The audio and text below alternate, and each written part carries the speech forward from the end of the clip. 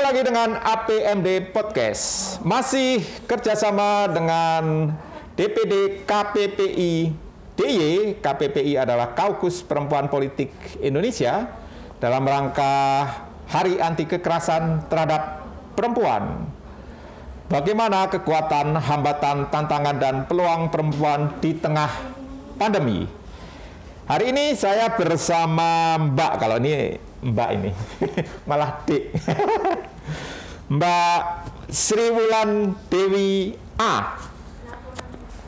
Mbak Wulan ini atau Mbak Sri Wulan ini dari Sri Kandi Lintas Iman atau Srili.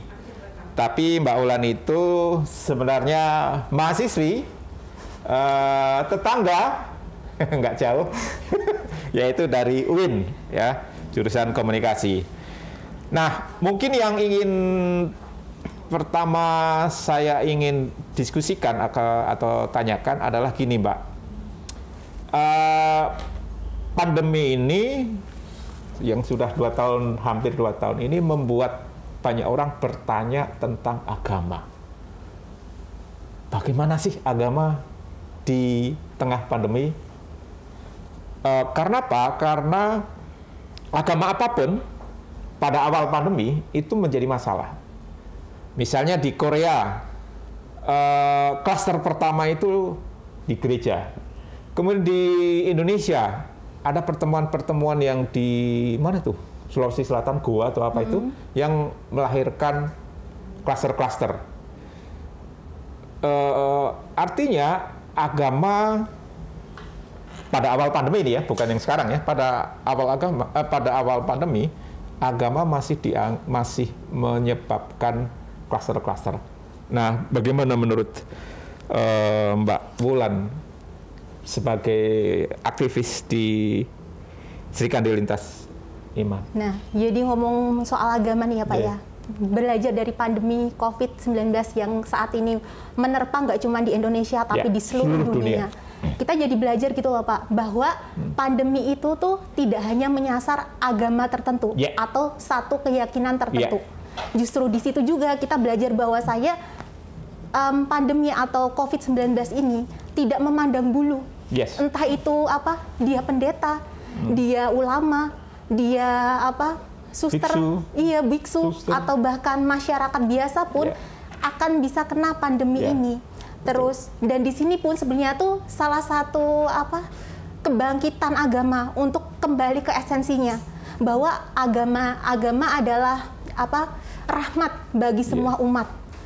Agama mengajarkan cinta kasih, karena di pandemi seperti ini kan kita sebagai umat beragama balik lagi harus saling tolong-menolong, bahu membantu, berkolaborasi untuk saling bergotong royong mengatasi pandemi yang terjadi di seluruh dunia ini, seperti itu. Dan di pandemi ini kita juga belajar bahwa setiap agama tuh nggak boleh sombong, karena kamu nggak bisa beragama dan berjumawa seakan-akan bahwa pandemi ini tuh cuma menyerang satu agama tertentu. Karena bahkan sebelum-sebelumnya di awal-awal pandemi kan saya sempat mendengar bahwasanya ada entah itu fanatik tertentu, orang yang fanatik atas agama tertentu beranggapan bahwa yang keserang tuh cuma Cina aja, karena di sana tuh sarangnya apa gitu. Tapi kan nyatanya seiring berjalannya waktu itu tuh nggak cuma terjadi di Wuhan, bahkan terjadi di Indonesia ini. Seperti itu. Jadi ya udah, agama tidak di sini, dari pandemi kita belajar bahwasanya setiap agama tidak boleh jumawa, tidak bisa jumawa sekarang ini, karena semua sama rata. Seperti itu. Nah, terkait dengan pemerintah mengadakan pembatasan itu kan gereja ditutup, masjid ditutup, tempat-tempat ibadah ditutup, beribadah hanya di rumah, ya. Tapi ini kemudian menimbulkan mungkin kurang pengertian ya, menimbulkan ada protes ya, kumpul-kumpul dilarang. Tetapi meskipun pada akhirnya disadari kebijakan pemerintah ini adalah demi agar COVID tidak tersebar, ya misalnya yang dalam waktu dekat ini kan pemerintah akan membatasi mulai tanggal 20 Desember tidak boleh ada Natal dan Tahun Baru itu apa? Perayaan keagamaan, atau pemerintah juga tidak membolehkan PNS untuk cuti ya terkait Natal dan Tahun Baru. Nah, ini kan meminta kesadaran umat beragama, bukan saja Kristiani tapi juga yang lain. Nah, kira-kira kalau menurut Mbak Wulan, sekarang menjelang 2 tahun ini kalangan umat beragama sudah semakin sadar atau masih seperti yang dulu? Nah, kalau belakangan ini kan perspektif saya ya mewakili Srili, ya saya lihat ada perkembangan. Karena literasi tentang pandemi, tentang COVID itu tuh sudah semakin menyebar. Misalnya dari awal kita kan cuma tahu pakai masker, ternyata nggak cuma menular lewat udara atau apa. Terus habis itu ada kebijakan baru, akhirnya ditemukan vaksin. Nah, semakin lama, semakin orang-orang beragama pun, umat-umat beragama pun semakin paham bahwasanya pandemi itu tuh cara menanggulanginya seperti apa. Terus kayak akhirnya ada prokes yang akhirnya kita terapkan pada umat-umat beragama juga seperti itu. Nah, balik lagi masalah umat beragama juga, Pak. Kan sekarang kan gara-gara pandemi ini kan kita sering mendapatkan pembatasan beribadah di tempat-tempat ibadah. Nah, dari sini juga lagi-lagi sebagai umat beragama tuh kita tuh ini loh diajarkan lagi untuk lebih rendah hati. Ternyata beribadah itu tidak hanya di tempat-tempat ruang ibadah. Kedekatan kita dengan Tuhan itu kan nggak cuman di tempat ibadah, bahkan di rumah pun kita bisa kayak merenung, mendekatkan diri kepada Tuhan. Seperti itu sih, Pak. Ya, sebenarnya memang 2 tahun ini kita banyak belajar ya.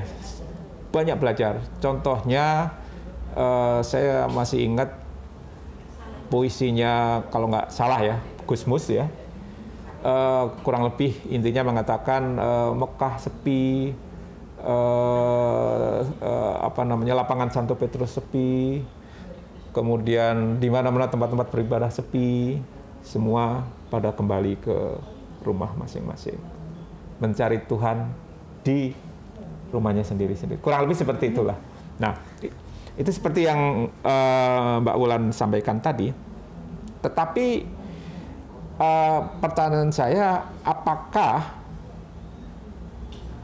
umat beragama akan terus mengerti apabila COVID belum berakhir sampai kita tidak tahu kapan? Nah, karena kita tidak tahu COVID atau pandemi ini akan berakhir kapan, setidaknya sebagai umat beragama, sebagai masyarakat juga saling menyebarkan literasi juga, bahwasanya ya kita tuh harus berdamai dengan keadaan, tidak memaksakan diri untuk ini COVID tuh nggak akan gimana-gimana, toh kita ibadah aja, itu masalah Allah, masalah Tuhan, nggak bisa seperti itu. Karena ya itu harus kembalikan diri lagi lah, kita berdamai dengan keadaan, kita ikuti aja bagaimana aturan pemerintah juga ketika dan kita berharap kan Pak, pandemi ini kan nggak akan terus bertahun-tahun. Nah, harapannya sih seperti itu juga, berdamai dengan diri, ikuti aja alurnya, dan kita berusaha untuk bergotong royong. Kan ini kan kayak momen juga untuk umat beragama seperti Srili juga nih Pak, karena di Srili itu kan lingkupnya berbagai macam agama, perempuan ada di sana, bisa berbagi, bahkan beberapa kegiatan Srili pun yang isinya umat beragama, kita akhirnya gara-gara pandemi berkolaborasi, entah itu dengan komunitas lintas iman yang lain, membuat gerakan perempuan berbagi. Misalnya waktu itu kita sempat juga berdonasi, mengumpulkan donasi, menggalang dana untuk perempuan-perempuan menyusui dan hamil yang terdampak pandemi, seperti itu. Ya, ini sebenarnya juga mau saya tanyakan, kegiatan Srili di sekitar pandemi. Tadi sedikit sudah disinggung, tapi mungkin bisa dijelaskan lebih. Sebenarnya selama pandemi itu tuh kegiatan di Srili itu ada banyak, apalagi kolaborasi dengan beberapa gerakan dan komunitas yang ada di Yogyakarta. Entah itu gerakan lintas iman, gerakan perempuan, komunitas perempuan, atau organisasi-organisasi lainnya. Salah satunya yang tadi saya sebutkan, yaitu menggalang dana untuk ibu-ibu terdampak COVID ibu-ibu menyusui dan hamil yang terdampak COVID, yang akhirnya kita salurkan ke mereka agar meringankan beban mereka. Kan perempuan selama pandemi itu tuh sangat terdampak, Pak. Ada yang mereka kehilangan suaminya, ada juga yang mereka harus bertahan menanggung beban ganda sebagai perempuan pekerja, juga sebagai seorang ibu yang harus ngurusin anaknya di rumah, daring. Jadi Srili membantu dalam segi susu atau asupan itu. Nah, ada lagi, nggak cuma itu, dalam apalagi ini menyambut dalam 16 HAKTP, Hari Anti Kekerasan Terhadap Perempuan. Di Srili juga ada gerakan, namanya Gerakan 16 HAKTP. Nah, gerakan ini tuh menyerukan bersama-sama perempuan lintas iman untuk sama-sama mengkampanyekan. Kita melakukan kampanye anti kekerasan terhadap perempuan. Kita mencoba untuk bersama-sama kampanye membuat gerakan supaya menghapuskan kekerasan terhadap perempuan yang ada di dunia. Saya mau tanya tentang ini, Mbak. Nggak tahu ini nyambung apa enggak.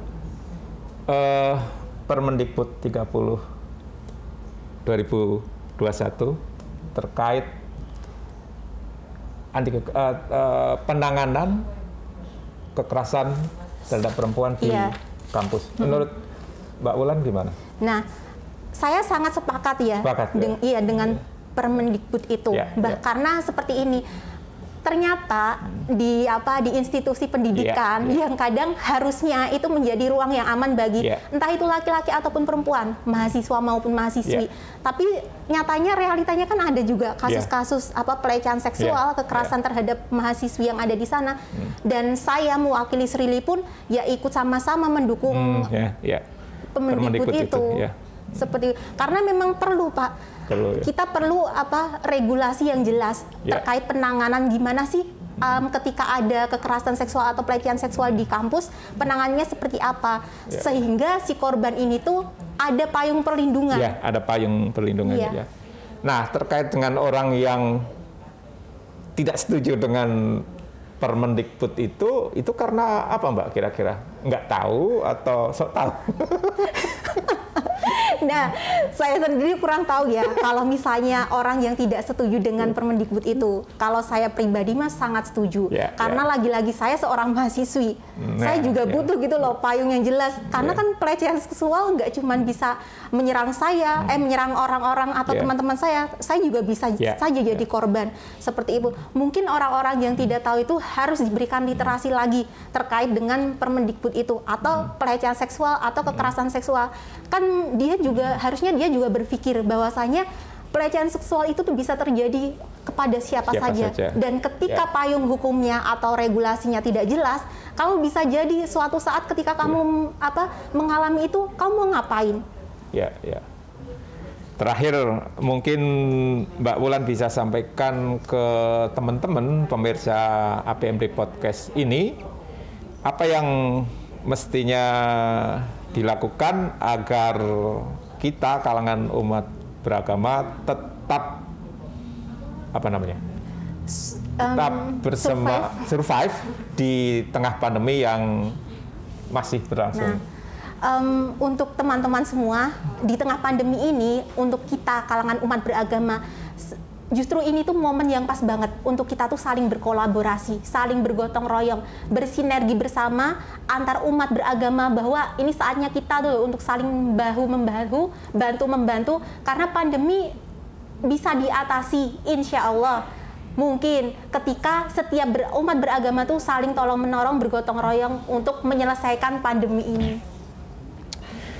Baik, terima kasih Mbak Sri Wulan Dewi A. dari Sri Kandi Lintas Iman atau Srili. Tadi sudah cukup jelas pesan disampaikan oleh teman-teman, terutama penonton APMD Podcast. Ini adalah rangkaian dari kerjasama APMD Podcast dengan DPD KPPI DIY, Kaukus Perempuan Politik Indonesia. Semoga apa yang kami obrolkan bisa diserap oleh teman-teman semua. Sampai di sini APMD Podcast.